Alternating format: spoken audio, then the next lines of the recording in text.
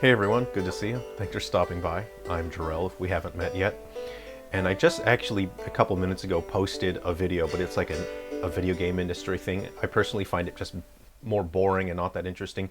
And I think the majority of the people that are hanging out on YouTube here with me prefer I do the fun, cool videos. So with this video, I wanted to share a topic that I think can be helpful to you. And it's something that I will be considering more in the future as a person. And that is awkward social greetings and how to avoid them. So over this past weekend, my friends held a music camp out on their property. And there were people there that I recognized from my various music clubs where we play different music jams, different music festivals and sessions. And there were people I did not recognize. Now, what was a little bit awkward is there are people that I have met before that I didn't remember. And there were a number of older ladies that apparently we had met at some music festival or music jam or a music session before, and I didn't remember them. And for a number of them, they didn't exactly remember me either, but we kind of understood there was some familiarity there. We kind of maybe knew each other from somewhere a little bit. So there are two scenarios here that I want to discuss with you. And I'm hoping I can offer some insight that is helpful to you so you can avoid making the same or getting into the same uncomfortable situations. So the first, I was exiting a building and heading outside to rejoin the music session, and there's an older lady who was approaching the doorway heading inward as I was heading outward. And I think she sort of recognized me but wasn't sure. And of course I greet with a smile and I say, "Hello, it's good to see you." She says, "Hi, it's good to see you." So she stopped a little bit in the doorway and I stopped a little bit in the doorway. And in general, it's important and it's good manners and it's chivalrous to let the lady pass through the doorway first.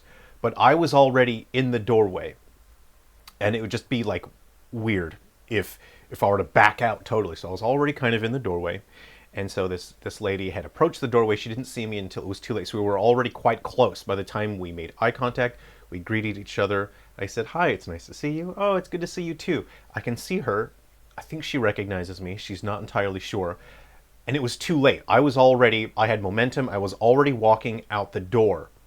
And unfortunately, we reached a situation where it looked like I was going in for a hug. And so she put her hand up, her arm up, and she was about to put her arm around me. And unfortunately, I performed an evasive maneuver, and instinctively I did one of these to slide through the doorway. And then she looked at me, and I could see her CPU overclock, and she was calculating, "Uh-oh, I don't actually know this guy, and I just tried to hug him." And my CPU is now overheating because I'm going, yikes, I just avoided a lady's hug when I should have just been graceful and accepted it. And so we both sort of look away a little bit. We just walk away from each other. And I was laughing about it. And of course we chatted and we were hanging out through the rest of the evening. But it was really uncomfortable that she went in for a hug because she thought I was going in for a hug because of the doorway. We were both trying to fit through the doorway, so I went in kind of close. And then she stopped when she realized I don't actually know this guy. A little bit weird to just go in for a hug for a stranger, so we both processed those things. And it was fine, it wasn't a big deal, but in the moment, it was very funny and very awkward. So the second scenario is I have some items here to help me explain what happened, and it was very uncomfortable. It was very awkward, probably the most awkward greeting I've ever had. And so what happened was there's a lady that recognized me, and I wasn't sure if I recognized her.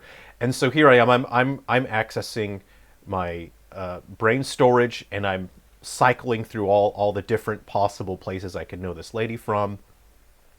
And so the majority of my processing is back there. It's in the back, searching memory, and we're making a little bit of chat. And she does this for a hug. She goes in and said, "Okay, sure, yeah, I'll go in for a hug," but I'm not processing the whole situation. And what happened was,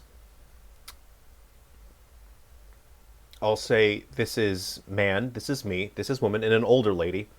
And I'll have to sort of use the perspective. So I stepped in a little too close, and what happened was I stepped in too close, and I went in for the hug, and I didn't realize